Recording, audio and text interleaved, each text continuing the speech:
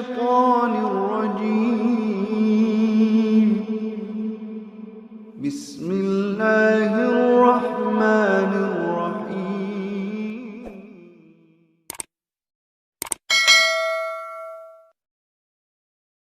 Pertanyaan Pak Ali Rahman.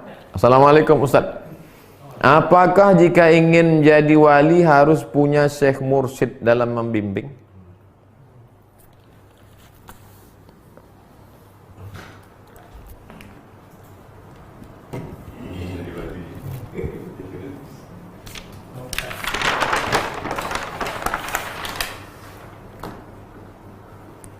Fas'alu ahlal dzikri. Fas'alu ahlal dzikri. Tanyalah orang yang tahu. In kuntum la ta'lamun. Tanyalah orang yang tahu. Siapa orang yang tahu itu? Orang yang tahu itulah disebut. Kita kalau mau pergi ke Makkah, kita tanya sama orang yang tahu, Pak, masuk Masjid Nabawi itu dari pintu mana ya? Supaya jangan sampai masuk sendiri, rupanya masuk ke pintu perempuan, tangkap polisi. Orang yang tahu jam berapa bisa ke Taman Raudhah, jam berapa pintu ditutup, orang yang tahu itu namanya mursyid. Mursyid itu bahasanya guide. Jadi, ya kita bertanya ke guru. Wah, mana ada? Itu Imam Al-Ghazali nggak ada mursyidnya. Bacalah Munqiz Minadh Dhalal. Mana Munqiz Minadh Dhalal kemarin? Imam Al-Ghazali. Imam Al-Ghazali saya mengambil dari kitab. Disebutkan Imam Al-Ghazali. Saya mengambil dari Qud Al-Qulub Abu Talib Al-Makki. Aku mengambil dari Qud Al-Qulub, kata Imam Al-Ghazali. Ini dia. Qud Al-Qulub. Siapa bilang Al-Ghazali tak punya mursyid? Nih, kata Imam Al-Ghazali, ya. Thumma inni, kemudian aku, kata Al-Ghazali, lamma faragtu min hadhil ulum, setelah aku menguasai semua ilmu ini, ilmu filsafat sudah, tahafud al-falasifah, ilmu kebatinan sudah, fadaihul batiniyah, ilmu usul fikih sudah, al-mustasfa, ilmu fikih masak semua di kepala. Aqbaltu bihimmati ala tariqis sufiyah, lalu aku menjalani suatu jalan pensucian hati. Wa alimtu anna tariqatahum innama tatimmu bi'ilmin wa amal, karena aku tahu jalan mereka ini tidak hanya ilmu, tapi jalan ilmu dan amal. Banyak orang berilmu di kampus-kampus tapi tak beramal, maka gelap jalannya. Al-Ghazali pernah itu, orang dia jadi rektor pernah. Wa kana hasilu ulumihim, buah dari ilmu mereka itu adalah qata'a aqabatin nafsi, mereka bisa memutus segala yang merusak hawa nafsu, wa tanazzuh an akhlaqiha al-madhmumah, mensucikan diri dari yang tercela. Puncak ilmu bukan bisa nulis buku, puncak ilmu bukan bisa nulis makalah jurnal internasional, bukan guys. Puncak ilmu adalah ketika kau bisa membersihkan hati. Wasifatihal khabithah, dari sifat-sifatnya yang kotor. Kalau sudah bisa kau bersihkan itu, hatta yatawassalu biha ila takhalliyatil qalbi, puncaknya adalah kau bisa membersihkan hati an ghairillah, dari selain Allah. Setelah kau bersihkan hatimu dari selain Allah, bersihkan hati dari itu, bersihkan hati dari ini, wa tahalliyatihi bi dzikrillah, lalu kau isilah dia dengan zikir mengingat Allah. Wa kana al-ilmu aisar alayya. Ini kata Al-Ghazali, ilmu itu kecil sama aku. Semua ilmu ada di kepala Al-Ghazali. Fabtada'tu bi tahsili ilmihim, maka aku mulai mempelajari ilmu mereka. Mereka yang bukan mereka ahli fikih, bukan mereka ahli hadis, bukan mereka ahli tafsir, tapi mereka yang ahli masalah hati, qalbu ini. Min mutala'ati kutubihim, aku pelajari kitab mereka. Itulah makna berguru. Al-Ghazali berguru, bukan ujuk-ujuk pejam mata turun Jibril dari atas, bukan. Apa yang dibaca Al-Ghazali? Qud Al-Qulub. Ini dia. Qud Al-Qulub. Qud Al-Qulub li Abi Talib Al-Makki, Al-Munqidh Minadh Dhalal. Lalu kemudian ku baca pendapat-pendapat Imam Al-Muhasibi, imam-imam besar. Jadi kalau ada orang mengatakan nggak perlu tuh, cukup belajar sendiri. Oh, nggak bisa. Harus ada yang membimbing kita. Ya ayyuhalladzina amanu taqullah. Ya ayyuhalladzina amanu. Hai orang yang percaya, ittaqullah, takutlah kepada Allah. Cukup? Belum. Wa kunu ma'as-shadiqin.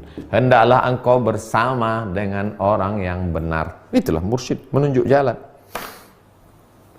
Begitu Pak Ali Rahmat. Wallahu a'lam bishawab. 2. Ustaz, terkait dengan sejarah 9 wali Indonesia ada beberapa pertanyaan. Apakah wali Songo di Indonesia itu memang ada? Wali Songo itu ada, bukan dongeng, bukan mitos. Sudah ditulis dalam bentuk skripsi, sudah ditulis dalam bentuk mastes. Kalau tak percaya sama buku-buku itu, cari yang sudah ditulis dalam bentuk 3, skripsi perguruan tinggi, S1, atau tesis, disertasi. Siapa orangnya, tokohnya, dari mana, negerinya. Dia bukan Spiderman, Wonder Woman. Dan kalian samakan wali Songo itu dengan Batman. Apakah mungkin satu masa dapat berkumpul beberapa wali dalam suatu tempat? Ya. Wali-wali itu berkumpul dalam satu tempat. La ya'riful wali illal wali. Satu wali mengenali dengan wali yang lain karena cahaya yang diberikan Allah SWT. Lalu mereka berkumpul. Nabi Musa alaihissalam berjumpa dengan Nabi Khidir, berjumpa dengan Nabi Harun. Nabi-nabi pun bisa sezaman dalam satu waktu. 3. Ustadz, apakah wali Allah harus mendapatkan karomah? Berarti tak mengikuti dari atau rusak apa? Signal. Tadi sudah kita kaji pendapat. Kalau menurut Ibnu Fawrak, Abu Bakar Ibnu Fawrak dengan Abu Ali Ad-Daqqaq, pendapat yang pertama mengatakan wali itu tak tahu dirinya wali. Dan dia tak tahu bahwa dia punya karomah. Karena kalau dia tahu, nanti dia akan merasa dia tinggi, dia merasa hebat. Ini pendapat yang pertama. Pendapat yang kedua, wali itu tahu dirinya wali dan dia tahu dia punya karomah. Sebagaimana para sahabat 10 dijamin masuk surga itu tahu bahwa mereka itu dijamin masuk surga. Tapi mereka itu tidak maftun, tidak tertipu, tidak maghrur, tidak terpukau dengan jabatan dirinya. Itu Pak Sulaiman. 4. Rian Ramdhani. Ustadz, apakah dosa membenci orang yang berkhianat dengan kita? Kebetulan orang itu kerja di tempat yang sama dengan saya. Apa yang harus saya lakukan? Karena melihat dia dalam hati saya benci.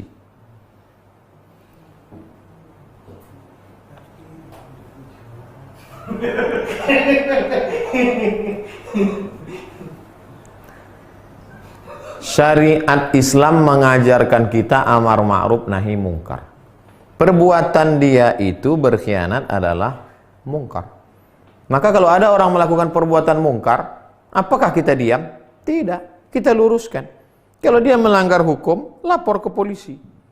Kalau dia melanggar jabatan pekerjaan, kita punya atasan, punya supervisor, punya direktur, punya atasan, punya pengawas, laporkan. Tapi niatnya bukan karena marah kepada dia, tapi supaya menyelamatkan dia dari azab Allah, supaya dia berhenti buat dosa. Ada juga orang lapor sana, lapor sini, lapor, tapi niatnya karena membalaskan dendam. Bukan itu. Supaya dia berhenti buat dosa, karena niat kita adalah amar ma'ruf nahi mungkar. Setelah dia bertobat, bencikah kita? Tidak. Karena yang kita benci perbuatannya. Adapun orangnya, dialah hamba Allah. Doakan dia. Ini setiap malam Ramadan, doakan dia. Ya Allah, panjangkan umurnya supaya dia sempat bertobat, lembutkan hatinya, berikan dia istiqomah. Jadikan dia orang, kalau dia sudah menikah, punya anak, jadikan anak-anaknya penghafal Quran. Nah, itu salah satu mendoakan. Tapi syariatnya tetap kita laksanakan. Yang saya maksud syariat itu ada hukum. Ibu Risna, Ustadz, dalam salah satu kajian tentang taharah, narasumber menjelaskan dalam mazhab Syafi'i, ketika sakit ada anggota wudhu yang diperban, maka ketika wudhu harus dipadukan antara wudhu dan tayamum untuk kesempurnaannya. Dan ketika sudah sehat harus diulang sholatnya. Mohon penjelasannya Pak Ustadz.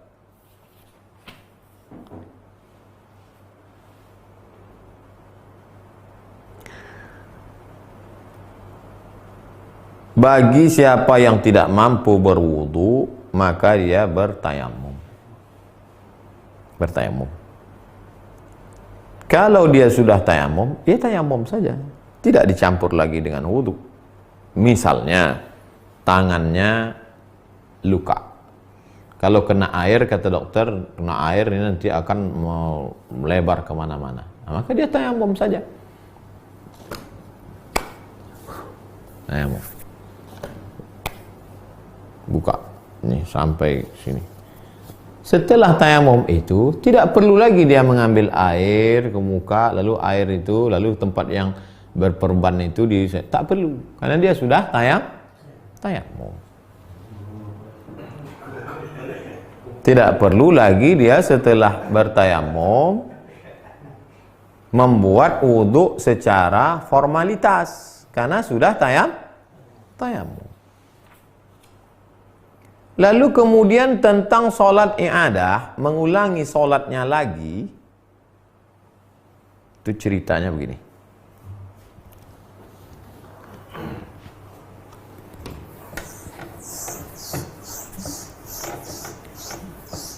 Ada seseorang dalam satu situasi dan kondisi tidak bisa toharoh.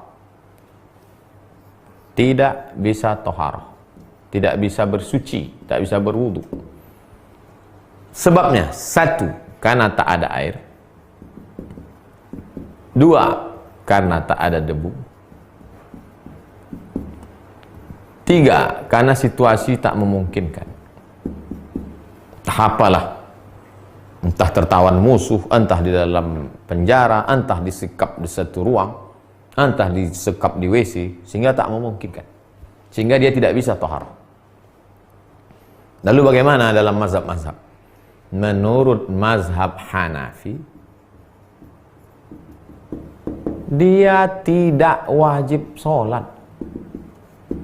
Kenapa tak wajib sholat?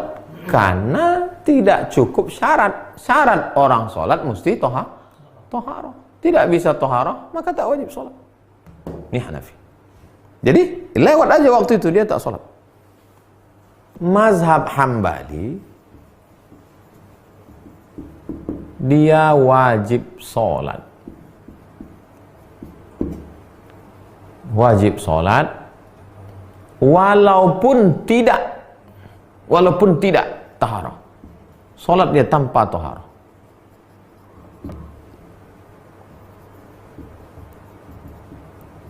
Mazhab Syafi'i,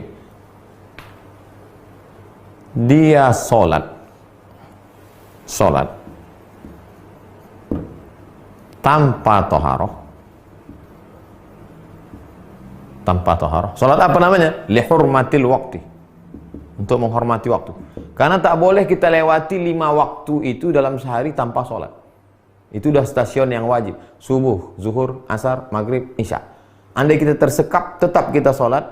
Namanya lihurmatil waktu. Sholat untuk menghormati, memuliakan waktu 5 yang sudah diwajibkan Allah.